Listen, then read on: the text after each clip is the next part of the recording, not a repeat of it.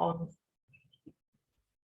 Okay, so hello and welcome everyone to Lancashire LGBT's 6th LGBT Mental Health Hour. Just a little bit of housekeeping. We will keep the audience microphones and videos off because it's being recorded. It'll just be myself and our BSL interpreter Craig, and of course our guest speaker Daniel, whose cameras will be on. We do have a zero tolerance policy to any form of discrimination. So if any of that is indicated by any of the audience members, either in the chat or to myself, then you will be removed from the Zoom. And like I said, this is being recorded for YouTube. So just a little bit of an introduction. Hello, my name's Beth. My pronouns are she, her, and I'm the support worker at Lancashire LGBT. We're a charity that supports in Lancashire all different LGBTQ plus people. And the LGBT Mental Health Hour started to open some discourses and what we felt were much needed discussions around being LGBTQ plus and having lived experiences of mental health. But we try and make the LGBT Mental Health Hour inclusive and intersectional, and that's why we are here today talking with Parapride about the intersection between being LGBTQ plus and having a disability. So just a little audio description for myself as well. I am white, I've got brunette long curly hair, I'm wearing red square shaped glasses, and I've got a little blue denim t-shirt on that you can just see. In my background, I've got our Lancashire LGBT logo on either side of me and LGBTQ plus and mental health hour written on the background as well. So without further ado, I'm going to introduce our brilliant guest speaker today, Daniele Lul from Parapride. Hello, Daniel. Hello, Beth. Hello, Lancashire LGBT. Thank you so much for having me. Of course, we're really happy to have you on today and to speak to you about a lot of really important issues. So I'll just first invite you to give yourself a little audio description as well for the audience. Sure. Well, my name is Daniele Lul. My pronouns are he, him, and I'm a co-founder and community engagement director of Parapride, which is a non-profit organization that focuses on the intersection of being LGBTQ plus and disabled. I am a disabled gay man and I live in London. I'm originally from Italy, but my ethnic background is from Eritrea. So I am a person of color. I'm a double lower leg amputee. I usually walk on prosthetic legs, although you cannot see it right now because I am seated. And as I'm speaking to you, I'm in my living room. I'm wearing a dark jumper. I have short dark hair. I am shaven, and I have a little goatee below my lip. And if I could describe my emotions right now, I would say that I'm excited to collaborate with the Lancashire LGBT for the first time. And I always get a little bit nervous when I'm invited to speak. But I have to say, Betty, are making me feel very comfortable. So I'm sure I'll be fine. Of course. And like I said before, this is very much an informal conversation, a discussion between two people who feel passionate about these issues. And there's absolutely nothing to worry about. So yeah, just to start again, you spoke briefly there about your kind of journey, but if you'd like to go in a bit more detail for me, please, Daniel, about who you are, your background, and kind of what has led you to co-founding Parapride and what it stands for. Yeah, sure. So, like I said earlier, I've been an amputee. I am an amputee, and I've been an amputee since 2016 after having meningitis and septicemia, and that was, of course, a very tough time for me, for my family, and but this life-changing event also allowed me to reflect on many things in my life, and kind of like shifted my focus on more important things in life, and somehow helped me restore balance. And I'd say the thing that changed the most since this experience is what I give value to in life, and creating positive social impact.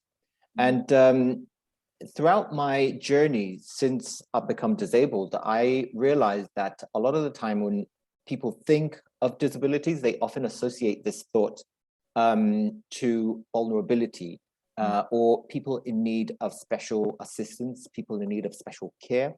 And then on the opposite end, you watch the Paralympic Games, And this perception changes completely, and you suddenly you see an empowered and resilient side of disability.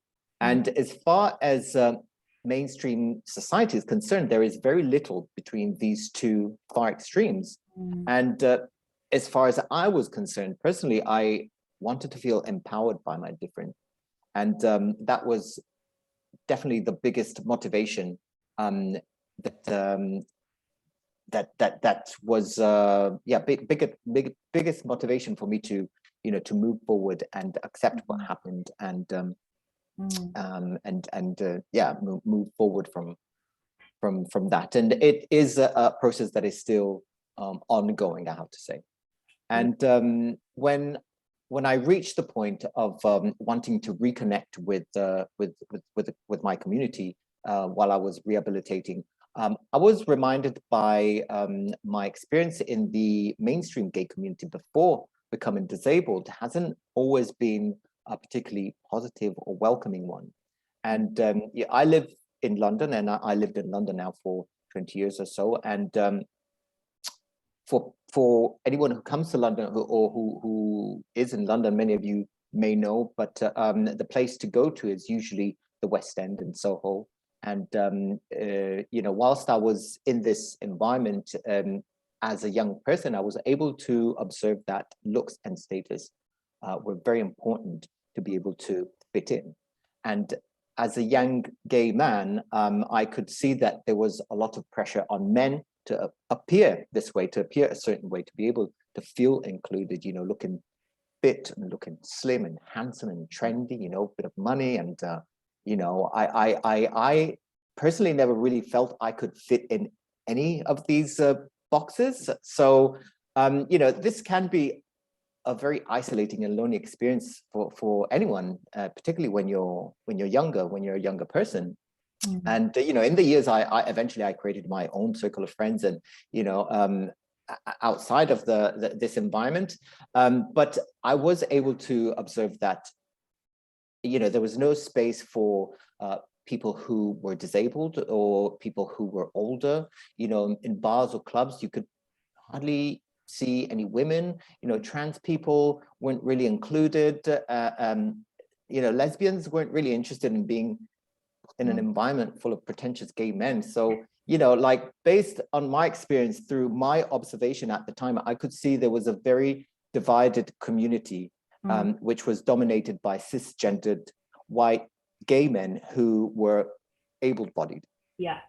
So, fast forward many years, the thought of reconnecting with the gay community as a disabled person made me feel particularly anxious and stressed, because I thought, how am I going to fit it now? It was difficult enough back then, but I didn't want to allow these feelings to dominate my social life, my life in general.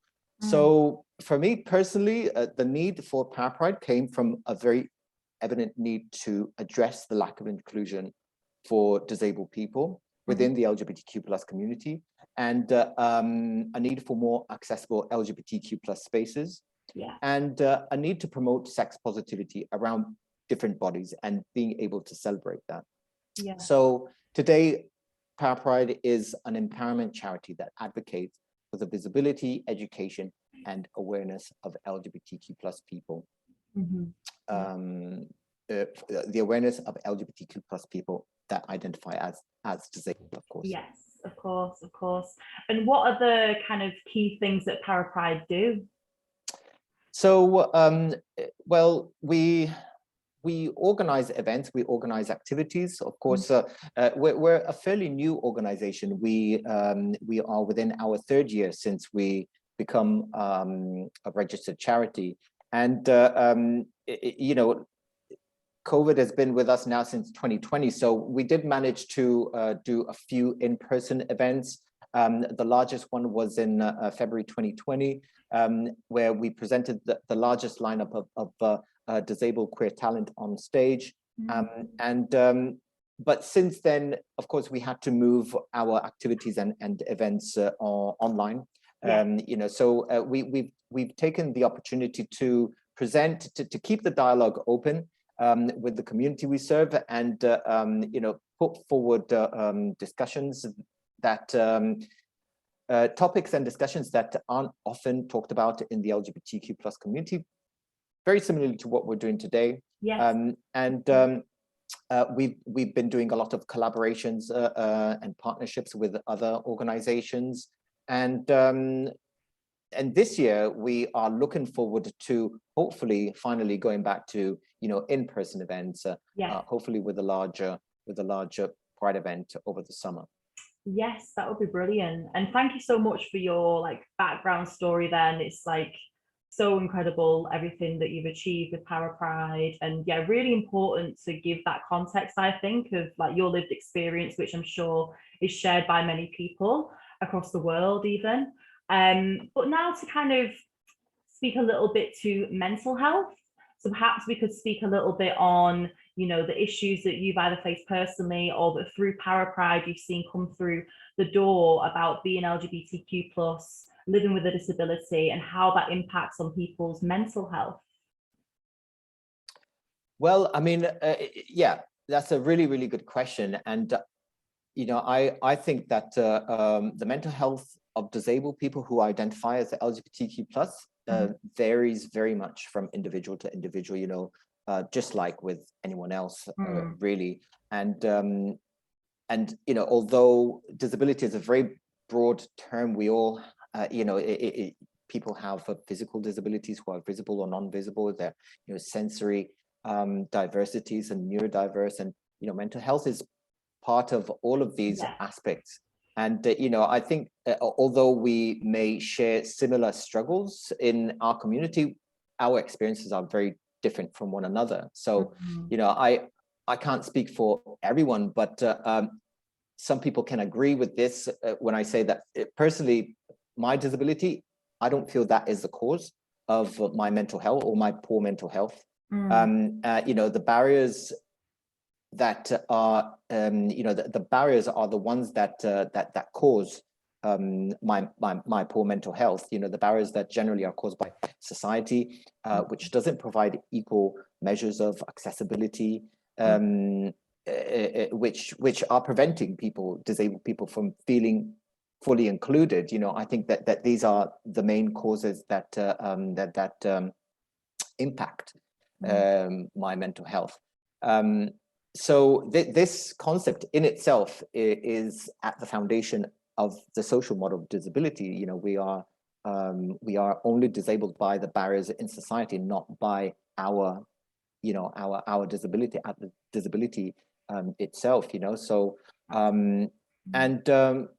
I'd say that there are different factors that impact our mental health, and I speaking to many people from our community, I think that the negative stereotypes and misrepresentation of disabled people within the media, within society, is one of those things that impact our mental health.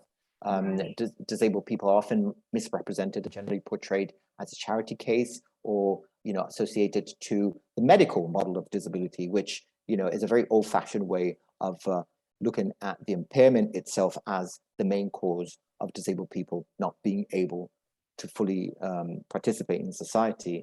And of course, we want everyone to understand and embrace and help us promote the social model of disability, like I said earlier, which says that we are only disabled by the barriers in society. Yeah, that's really important messaging, actually. So is that something that Parapride obviously really advocates for, the social model of disability being more widely known and understood?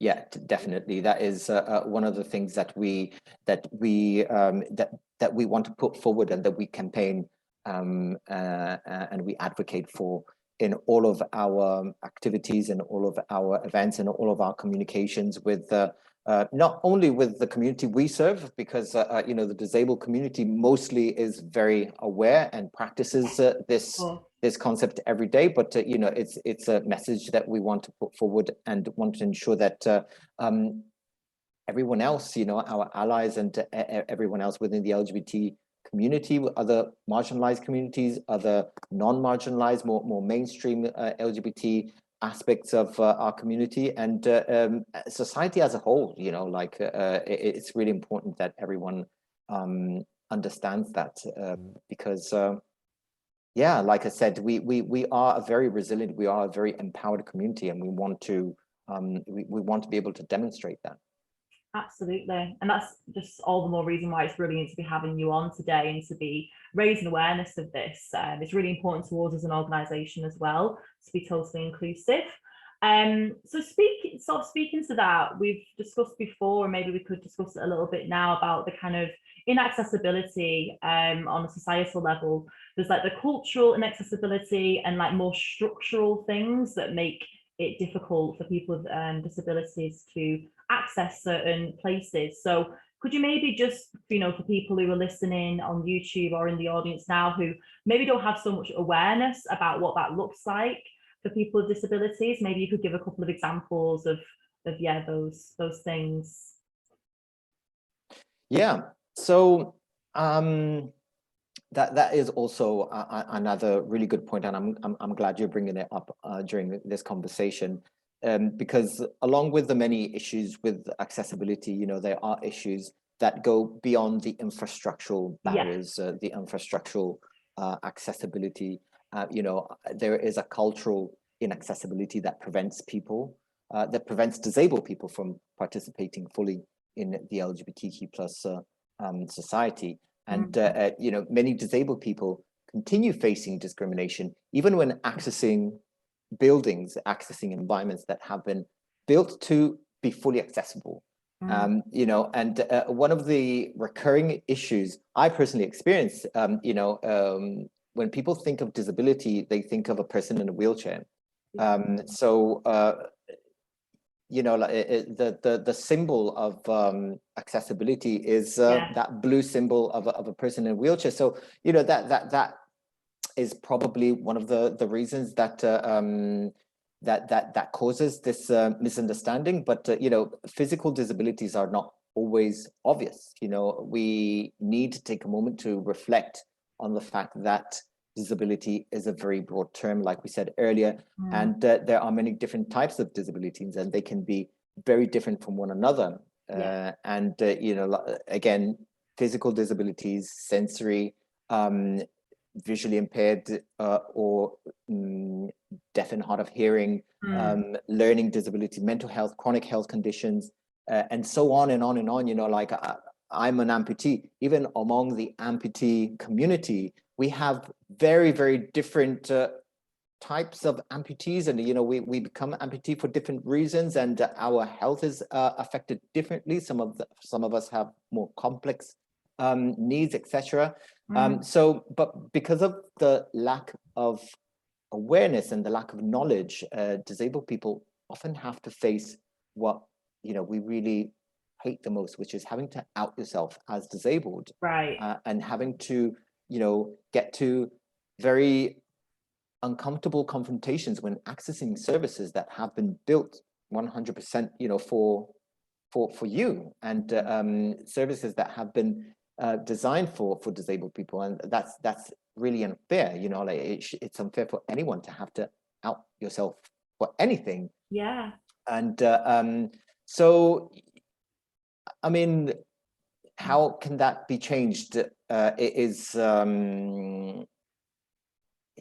know, that's not an easy question, you know, to answer, but and I don't think there's a straightforward answer for that, but I think I always say that, like, a good starting point is becoming better allies to each other, between community groups, and you know, listening carefully and asking questions and understanding, and you know, trying to communicate one another, and learn to have empathy as well. And you know, I think it's really important also not learning only from our struggles, but also from our stories of success and stories of empowerment. You know, it's really important to be open via dialogue, you know, very much like we're doing today. Yeah, absolutely. I think that also feeds back to what you were saying before about there's these like two extremes in terms of how disabled people are viewed in society, but it shouldn't always, we do need to celebrate the successes of those stories as well, and not just focus on like disempowering narratives, because that's not helpful, is Absolutely. it? Okay, maybe now if we could touch on another topic that we said we were going to talk about today, and you mentioned briefly in your introduction, is about disability and sex positivity, which I know is something that you've spoken about before and you feel passionate about. It's also something that I'm really interested in. So yeah, I'd like to open up a discussion around that. Yeah, well, you know, that is speaking of misunderstanding and misrepresentation. I think that's another big misunderstanding about the disabled community, is that, you know, we are different to, you know, anyone else, you know, particularly when it comes to sexuality. You know, sex and sexuality are favorite topics among the LGBTQ plus society and society as a whole, you know, but disability is often left out of these conversations. And, you know, so why is it that disability is considered incompatible with these sex-related topics? And this is something that we talked about also in our very recent November, was the last dissection online panel event that Parapride did. It was about disability and sexuality, the naked truth. And we talked about, you know, love and relationships and sex and intimacy and the hookup culture, and as well as, of course, the, you know, the stigma and taboo that surrounds these areas. I feel that the moment people associate disability to the having an LGBTQ plus identity, you know, immediately there's an acknowledgement that disabled people have a sexual identity and a sexual orientation, and, you know, sexual desires and, you know, relationships and the love life, you know, just like everyone else. And you know, for many, it's still a big taboo, and for many people it's still easier, you know, to think of disabled people as asexual. And whilst this is probably the case for some of us, you know, but you know, definitely not for the majority. And that's why it's important to talk about these things, you know, these stigmas and perpetuated misconceptions that, you know, disabled people have been associated with for so long, are making it very difficult for us to feel included and be included, and be able to move forward. Yeah, absolutely. And that panel discussion sounds really interesting. I just wonder if you could let us know where we could maybe find that. Was it posted anywhere, or? Yeah, so that panel discussion was recorded. So we have a recording. We have a YouTube channel. We haven't uploaded it yet on our YouTube channel, but we definitely will. It was a very well attended event, and it will most likely not be the only one we will continue. There's so much to talk about.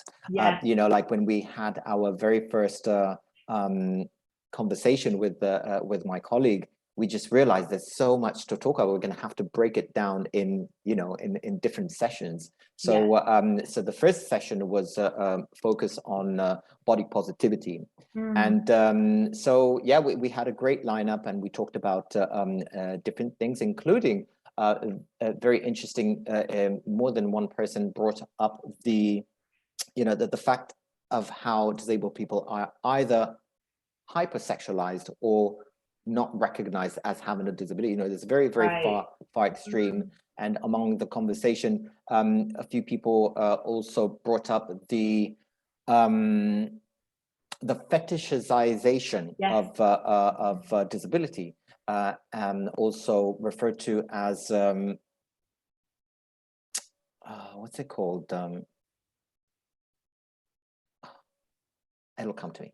But anyway, it was really interesting, you know, to kind of like have all of these, you know, to have all of these different opinions. And but to answer your question, yes, it was a recorded event, and we will be uploading it at some point. We're focusing our YouTube channel on our recent project, Our Stories, but once that is over in next month, we'll probably be uploading some of our dissection events as well.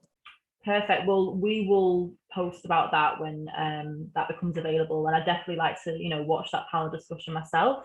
Do you want to speak about the Our Stories now, as you've mentioned it, your new projects? Might as well, yeah. Since I mentioned it, so Our Stories is a new event, is a new digital event by Parapride, and it's basically a series of video testimonials that feature members of the disabled and LGBTQ plus community, and they share their lived experiences in the LGBTQ plus community.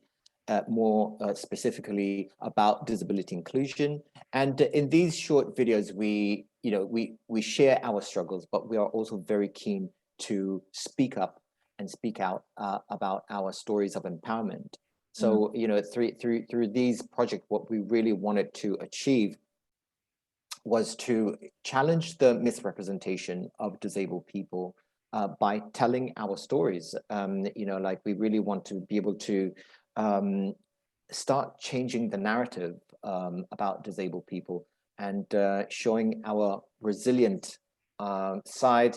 And and I've got to say, like, watching this project unfold, at the beginning, we thought of doing very short video of like 3 to 5 minutes each. But then when we got together, interviewing the people that got involved, they had so much to share. They had so much to tell. We very quickly had to re-elaborate the whole project and say, we can't fit everything in 3 or 5 minutes, so we managed to do like mini documentaries and focusing on one person each. So so far we launched 3 videos, and we release 1 video per week throughout the LGBT History Month. And so next Saturday we will be releasing our new video, which features Joe Horton, who is the first and possibly the only judo amputee teacher. And yeah, she's got such an incredible experience to share. So that'll be coming up this Saturday. And what I'll do, I'll share the link to our Parapride YouTube. Is that okay, or would you prefer if you do it from your end? Oh, to put in the chat now, you mean? Lewis can do it if you want. Okay. Lewis, put it in the chat from the YouTube. Yeah, thank you so much for sharing that as well, and we'll keep up to date with following those and looking forward to seeing more of the videos. It's interesting you mentioned about having to extend the project because there was so much to say. Do you think that's because for so long these narratives haven't really been given any space, any room to breathe, or to be shown in society? Yes, yeah, I think that definitely there hasn't been enough space, and a lot of the times when disability is being spoken about, is not always by people telling their lived experiences. It always comes from I don't know, big educated professors and so. But I think it's really important to hear from people telling their own story, which is based on their experiences, and I think that's that's really important. And also, like I said, you don't need to be a Paralympian, to feel empowered in your everyday life. Definitely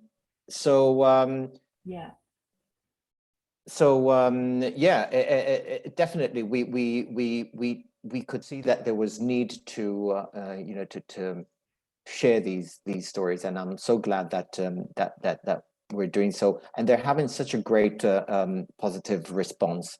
So that's definitely a great indication. Yeah, I was just going to ask, how has the response been? I mean, not only to the videos, but I suppose more widely to Parapride itself, being, alive and kicking for 3 years now. How has the response been within the LGBTQ plus community from other organizations and other people? It's the response has been incredibly positive, from many of our collaborators have requested to share those in some events that they are running. throughout LGBT History Month, and you know, other people reaching out, telling us, actually, you know, I've got my own story to tell, you know, as a disabled and LGBTQ plus person. Can I be involved? You know, like, so the response has been so positive and so overwhelming that we could identify that this isn't going to be the only series that we do. This is probably going to be the first digital series of many Parapride stories to come. And we try to use a hashtag Parapride stories when we release our videos, just to make it easier for people to, you know, to reach out and want to, and potentially want to be involved and share their own story. Absolutely. So that's hashtag Parapride stories, because we can put that into the description of the YouTube upload. And it's great that it's been so well received. Do you think that's a sign of the times? Like, do you feel like the conversation is changing in the right direction or not? I really hope so. I really hope so. You know, among, as you well know, there are many LGBTQ plus organizations across the UK, and many of them are focused on trans awareness. Many of them are focused on POC, but there are very few organizations or groups that are focused on the intersectional communities of disability and LGBTQ plus. So you know, I like to think that this is there is an indication that shows that there is more interest, you know, to include disabled people. So you know, I'm not saying that where the job is done, but at least there is, you know, we're very happy that there's interest, you know, like, and people want to be involved more. But we are always also very keen to, you know, to put across that we're looking for long-term, sustainable conversations. You know, we're not looking for like a one-off interaction, and so, you know, we really want the conversation to keep going. Yeah, and that's the thing as well with months like Pride Month and when it's Black History Month, like it's always often the sense that, you know, it shouldn't just be situated within a month, and these conversations, these events, invite people onto panel discussions, it does need to extend throughout the year in order for it to be, I suppose, authentic and sustainable, would you say? Yeah, definitely sustainable relationships and sustainable long-term conversations. You know, I think that's a really good way of putting it. Yeah. Okay. So it's really positive to take stock of what has happened, but in terms of, like you say, there is still a way to go. I wonder if we could speak a little bit about, you know, terminology and language, because it's something that we've touched on briefly before, particularly when it comes to around terminology and language around disability, and the kind of like limitations of the current language, really. So maybe you could speak a little bit to that, how you feel about that and what Parapride stance is on that. Yeah, I think again, like, I'm really glad that this is also coming up in our conversation, because you know, the use of correct language changes and evolves quite frequently. You know, it really isn't easy to keep up. I don't personally find it easy to keep up, you know, but you know, and we always encourage, and we are encouraged to use inclusive language, and, you know, adopting inclusive behaviors, but when it comes to interacting with the disabled community, many people have often reported the feelings of, you know, feeling worried about like saying something that is not considered appropriate or considered offensive, or you know, so they worry so much that they end up saying nothing at all, and you know, this is definitely what we don't want. This is the type of reaction that prevents inclusion instead of promoting it, you know, we don't want that. And I'd say if in doubt, or you're not sure, it's important to reach out, to key communities and key organizations and, individuals. I think that it's also, I feel it's important to remind people that it's okay to get it wrong once or twice. It's no one is gonna. We are so worried about being politically correct that we are tense a lot of the time. I find that with the pronouns sometimes. I'm terrified about misgendering someone, and sometimes I'm so worried about it that is when it happens. That is when it's more likely to happen, and whereas when I'm relaxed and it's less likely to happen. So and similar to to language with disability, and there are different types of barriers, and language is one of them. A bit like what we said earlier. Some of these barriers are linked to language. We all know that many infrastructural barriers and digital barriers, but there's also the cultural barrier and the language barrier that prevents the disabled community from feeling fully included.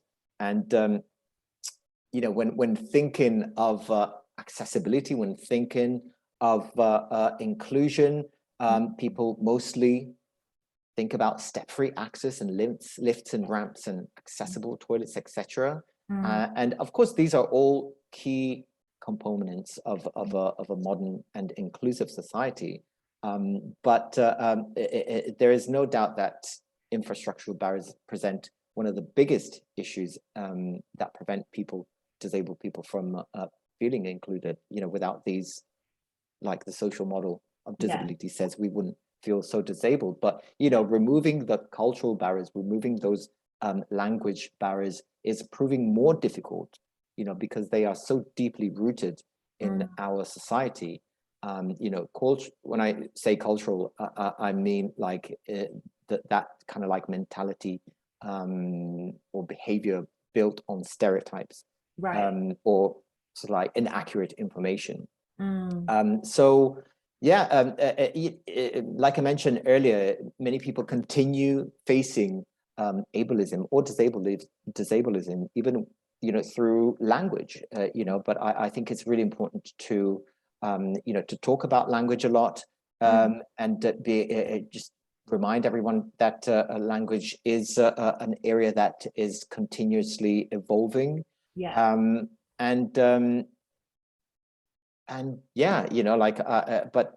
I agree, it's not something that is easy to keep up with. Yeah, definitely. And thank you just for being so candid there as well. I think it's also refreshing to hear people speaking in that way, because we're all on a learning journey and we do all sometimes get it wrong, but it's just about how we respond to that and move on from it, really.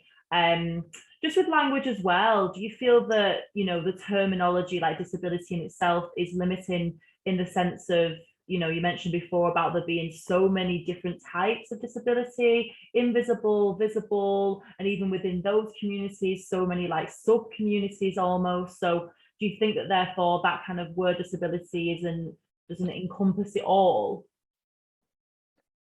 Yeah, it's true. We only have one term, to describe all of the disabilities, which is a lot. Like the LGBTQ plus IA community, it is there to include different aspects of the LGBT plus community.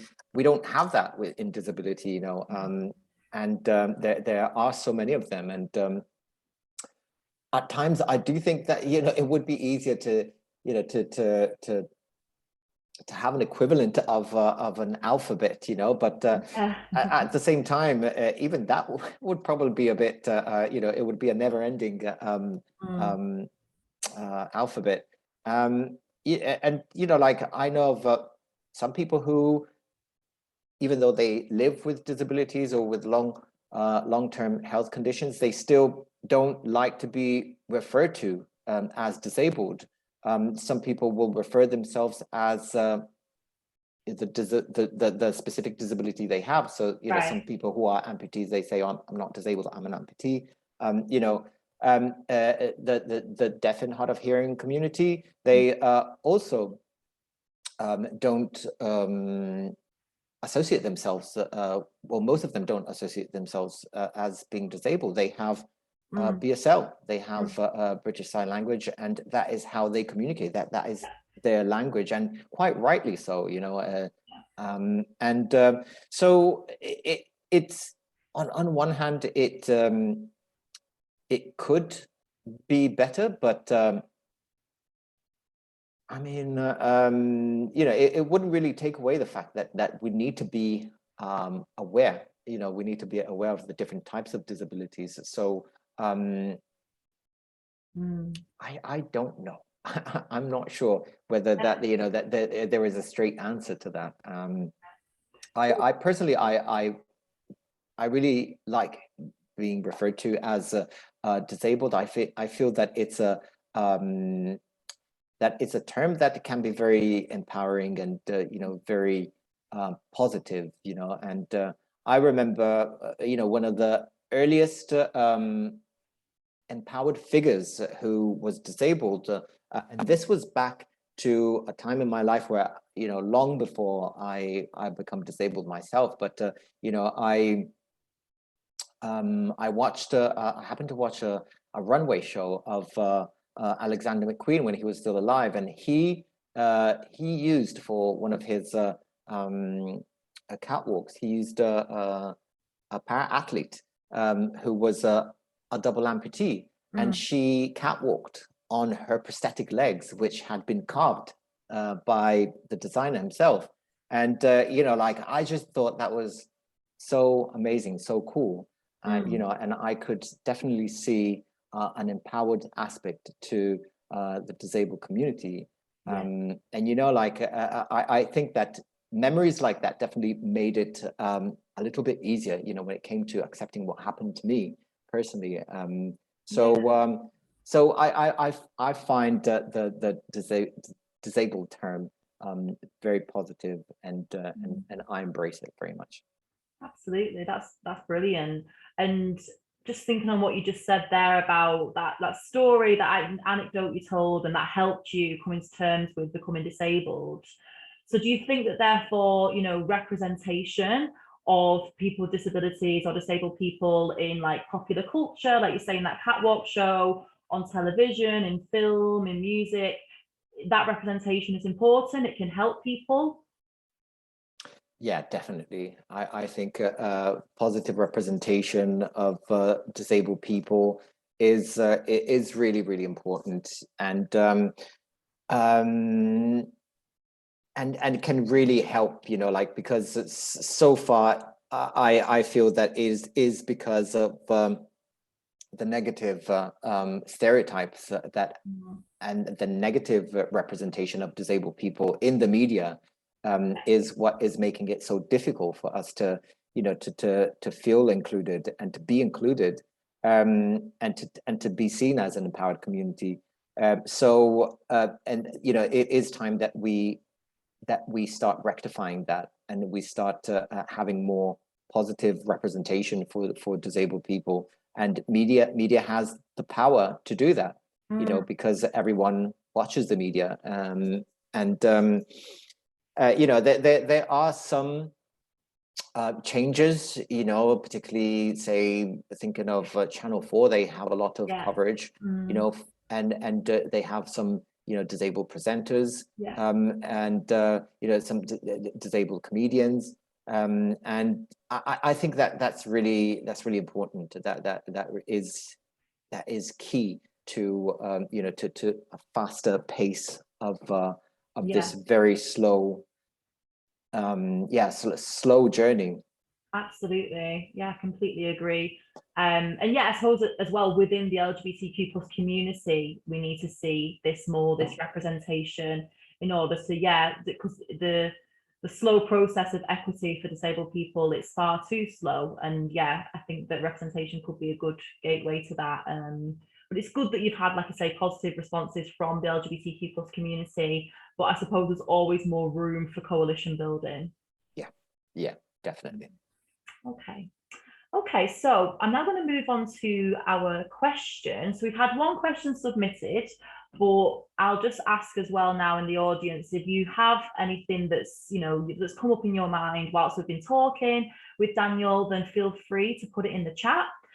Whether it's a comment that you want him to speak to, or if you have a question, you know, now's the time, it's a safe space. So please just stick it in the chat and we can ask it to him. So before that, the question that I've had pre-submitted, Daniel, is this. How would you explain intersectionality and why it matters to a straight, gender-conforming, non-disabled person? What a good question. Mm-hmm.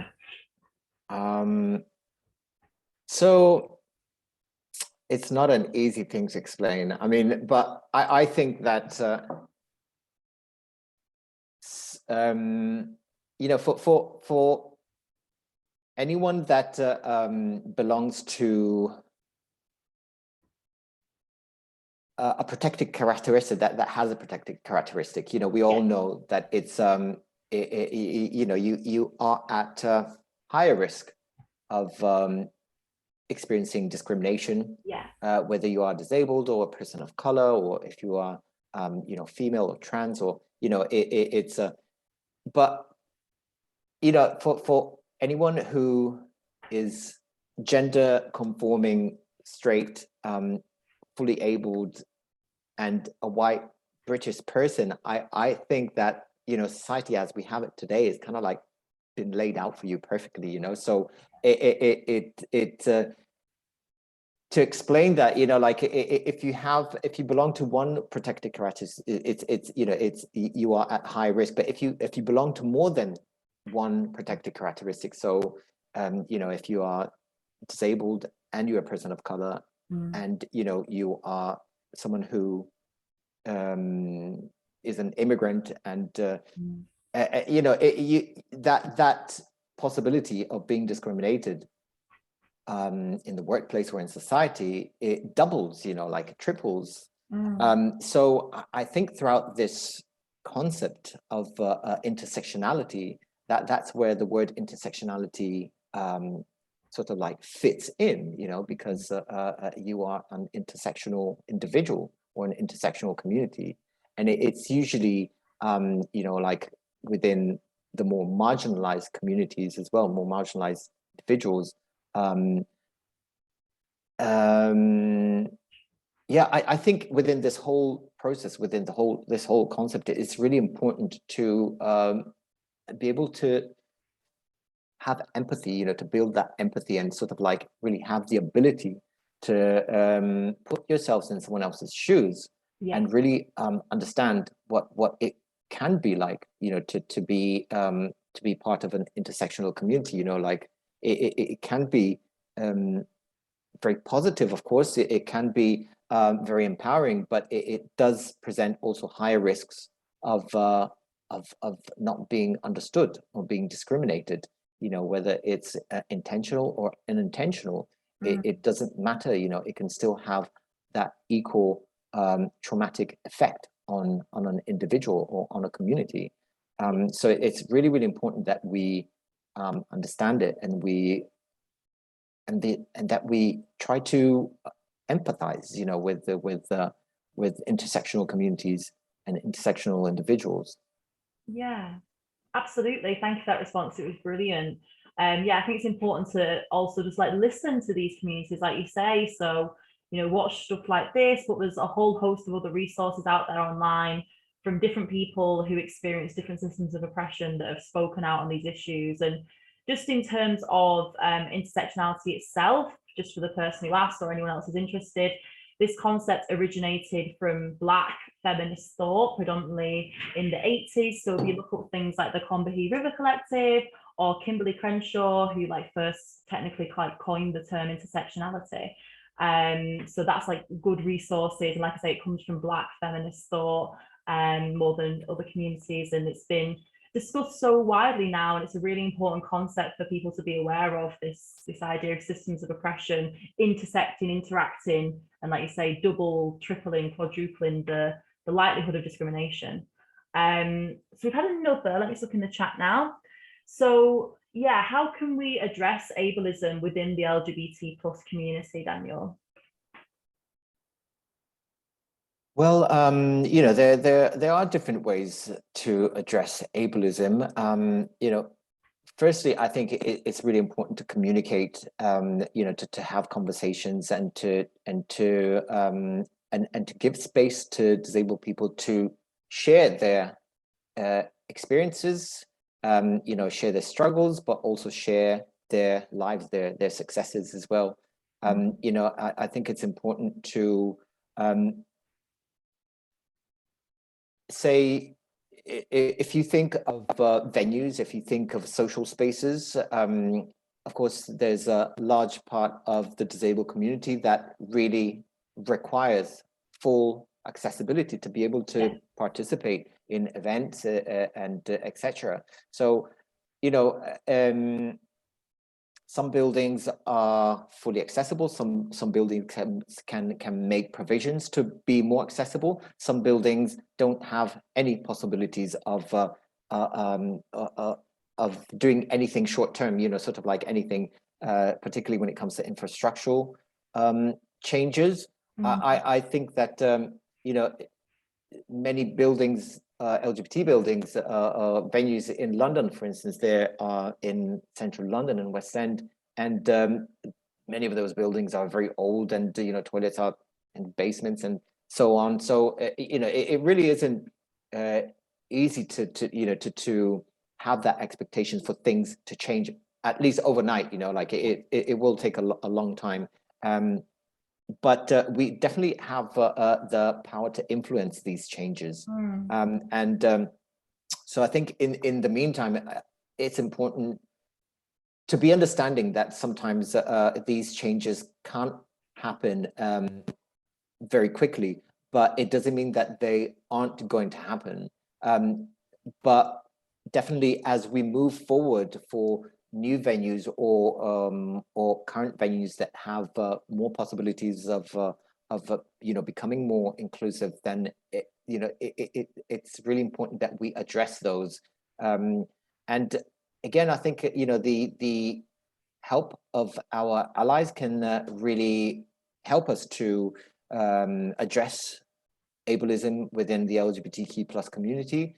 I think that it's important to be reminded that ableism is, again, it's not always with infrastructural barriers. You know, there are different type of inclusion, cultural inclusion, language. It's really important to think of the overall picture. Yeah, you know, there are multiple ways to address ableism and lack of inclusion for disabled people within the LGBTQ plus community. And so, like I said, you know, communicating, talking about it, and sharing our stories, sharing our experiences, and you know, listening is always a really, really good place to start. Absolutely. Well, that's brilliant. I think unless you have any other concluding thoughts, we can draw it to a close there. I don't know whether you wanted to say anything else, Daniel, but what you've just said there was a really brilliant place to finish, isn't it? Well, you know, thanks again for inviting me and inviting Parapride. You know, it's great to collaborate with new, you know, with new partners, and so it's been a great experience. You know, like I'd just like to remind everyone one last time about our digital event, sorry, digital project, Our Stories, and which is currently happening. The idea was to, you know, to share, to release a video per week throughout LGBT History Month, but we will be doing it throughout next month as well. So yeah, you know, follow us. We are available. We are present on all social media channels. Yes. And yeah, reach out if you want to get involved, if you want to know more about Parapride. Reach out. We are, you know, we look forward to hearing you, to make more connections. Thank you so much, Daniel. We'll make sure we put all the, connections, the social media stuff in our description. And yeah, really happy to have built this relationship with Parapride and hope that it won't stop here. Thank you to everyone who's attended today. I hope that you found it insightful and you've learned something. I certainly have today, thanks to Daniel. And of course, thanks to our BSL interpreter, Craig. And yeah, thanks everyone for joining. Have a good rest of the day and take care. Bye now. Thank you so much. Bye-bye. See ya. Bye.